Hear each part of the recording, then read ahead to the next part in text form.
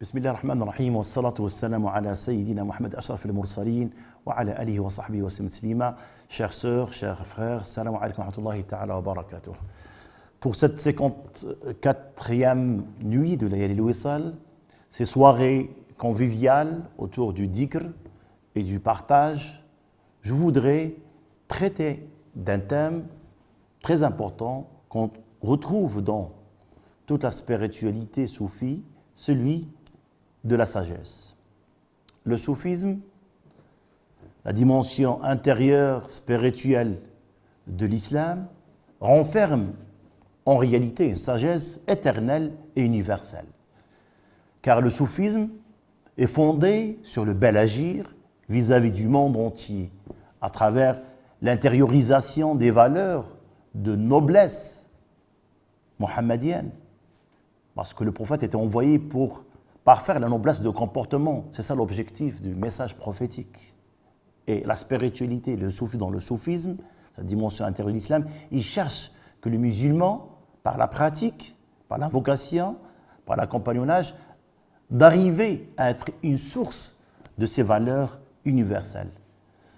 Dans le Coran, la sagesse est d'abord un attribut de Dieu, au même titre que la bonté, la puissance ou la science. Elle est ensuite un don que Dieu fait descendre avec son livre dont il qualifie les prophètes comme David ou Jésus, Daoud, Sayyidina Daoud ou Sayyidina Isa, alayhi salam, et tout homme de son choix comme Luqman, alayhi salam, dans la sourate qui porte son nom, sourate Luqman, en disant « Nous avons donné de la sagesse à Luqman », en disant « Rendez grâce à Allah, وَلَقَدْ آتَيْنَا لُقْمَانَ الْحِكْمَةَ » Le sage, Al-Hakim, est l'un des plus beaux noms de Dieu avec l'essence de juste et de savant. Notre bien-aimé, le prophète, paix et salut sur lui, a dit dans un hadith prophétique authentique, il n'y a d'envie que dans deux choses. Un homme à qui Allah a donné de l'argent et qu'il dépense dans la vérité, et un homme à qui Allah a donné la sagesse avec laquelle il juge et qu'il enseigne. Ce hadith nous montre l'importance d'une sagesse active au bénéfice d'autrui. Et dans cette perspective, nous pouvons définir la sagesse comme une connaissance utile qui mène à l'action. Parce que le fruit de la sagesse, c'est l'action et le bel agir et le bon comportement envers autrui. La sagesse, au sens spirituel, découle des stations et états spirituels, maqamat et ahwal, dans lesquels l'homme est en harmonie avec Dieu.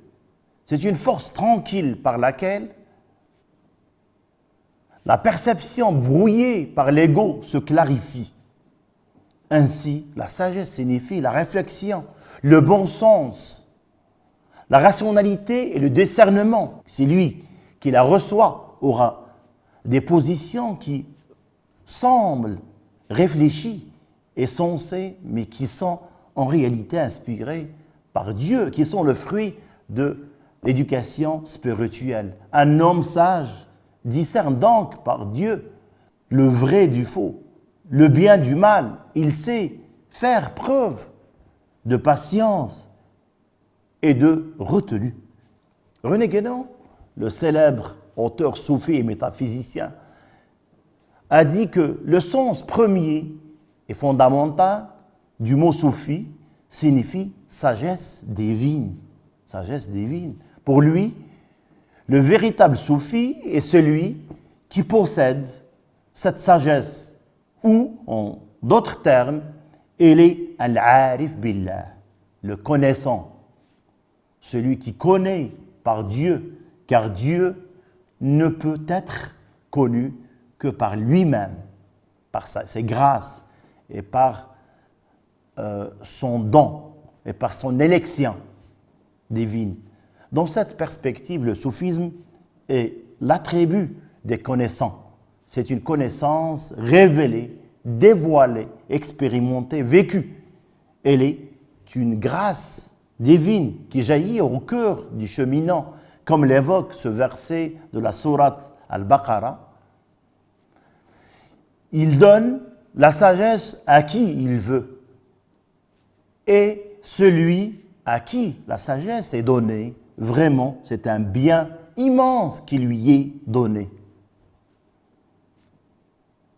يؤتي الحكمة من يشاء ومن يؤتى الحكمة فقد أوتي خيرا كثيرا وما يذكر إلا أولو الألباب. Cette sagesse évoquée dans le Coran est celle qui nous pousse à se revêtir des nobles valeurs, de bons comportements, prônés par le Coran et incarnés par notre bien-aimé, le prophète sallallahu alayhi wa sallam, tels que la bienfaisance, l'humilité, la patience, l'amour, la fraternité et la paix. Le mot sagesse est présent dans différents autres versets, comme celui où Dieu nous dit dans le Coran, par la sagesse et la bonne exhortation, appelle les gens au sentier de ton Seigneur et discute avec eux de la meilleure façon, car c'est ton Seigneur qui connaît le mieux celui qui s'égare de son sentier, et c'est lui qui connaît le mieux ceux qui sont bien guidés. Ud'u ila sabili rabbika bil hikmati wal maw'izati al hasanati wajadilhum billati hi ahsan inna rabbaka huwa a'lamu biman dalla an sabilihi wa huwa a'lamu bil muhtadin. La bonne parole douce fait partie aussi de la sagesse, de même que le silence. Le soufisme, cette dimension intérieure de l'islam, maqamul ihsan, et aussi cette science du silence. Comme nous dit cette parole de Tabari, le silence est la sagesse, mais peu le pratique. Et dans un autre hadith, parole prophétique, qui dit « Celui qui croit en Allah en dernier jour, qu'il dise le bien ou se taise ». D'où l'importance du silence, de dire que le bien au bien de se taire. La sagesse intérieure, vécue et reflétée dans notre attitude envers la vie, en réalité, l'objet du cheminement soufi. Notre maître Sidi Hamza disait que la sagesse est dans le cœur. Celui qui veut avoir de l'eau dans son puits doit creuser. Plus il creuse, plus l'eau est abondante. C'est par l'invocation qui est la meilleure façon de se connecter avec la divinité, avec Dieu. L'invocation, on doit la pratiquer, et l'accompagnonnage. Donc on va creuser, accéder à la source divine de sagesse et qui éclairera tous les aspects de nos vies. L'objet du cheminement soufi est donc la transmission d'une sagesse divine, universelle, qui porte en elle des valeurs de bon comportement et de bel agir. Cette sagesse provient du cœur et qui apporte la sérénité, la joie sur les plans intérieurs et extérieurs.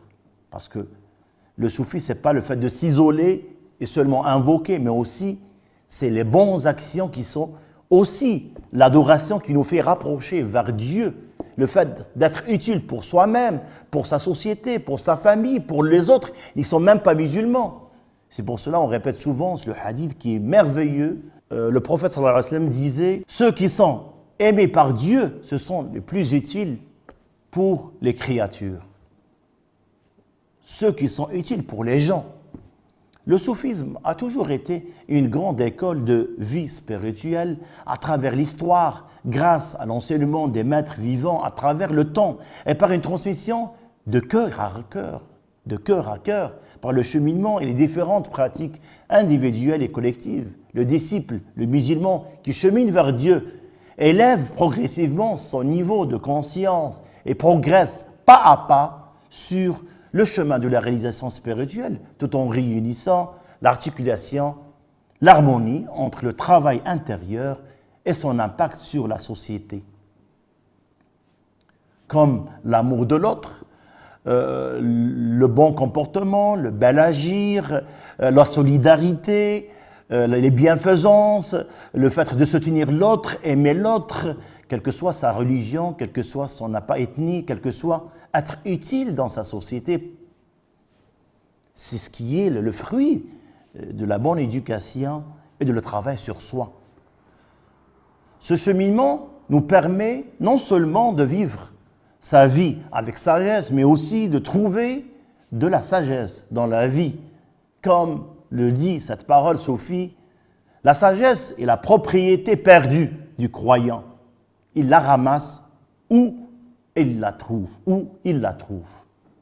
Grâce à cette tradition de sagesse, le soufisme est un pont entre les cultures et les religions, car le soufi se distingue par le fait d'être ouvert et surtout utile aux autres. C'est ça, c'est l'islam qu'on apprend au Maroc. C'est le dogme ash'ari, l'école, la tradition, la doctrine malikite et le soufisme du Junayd, spirituel, du bon éducation et de bel agir et des valeurs universelles. Donc, le soufi est celui qui se corrige lui-même au lieu de chercher les défauts d'autrui, qui renouvelle son intention, procède à son examen de conscience et œuvre avec sincérité et sagesse pour la face d'Allah. Le soufisme est une science et une voie de sagesse tout entière contenue dans les cœurs, là où elle demeure pure connaissance et pure lumière. Puisse Dieu nous aider à être sages dans nos paroles et dans nos actes.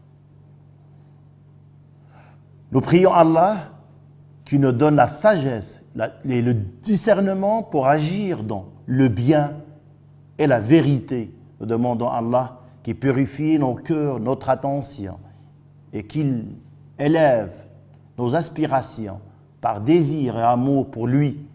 Nous prions pour Sa Majesté le roi Mohammed VI, que Dieu l'assiste et qu'il le fasse triompher dans toutes ses tâches et qu'il le gratifie d'une santé parfaite et qu'il lui prête longue vie et qu'il l'inspire de sagesse dans tous les plans qu'il entreprend et la réussite dans tout ce qu'il fait comme action, soit pour le Maroc, soit pour l'humanité. Que Dieu vous assiste dans l'accomplissement de vos projets, vous accorde une bonne santé, ne donne aussi la pureté de l'intention envers Dieu et envers les gens et vers les créatures. Que Dieu vous bénisse. Je vous remercie. Wassalamu alaikum wa rahmatullahi ta'ala wa barakatuh.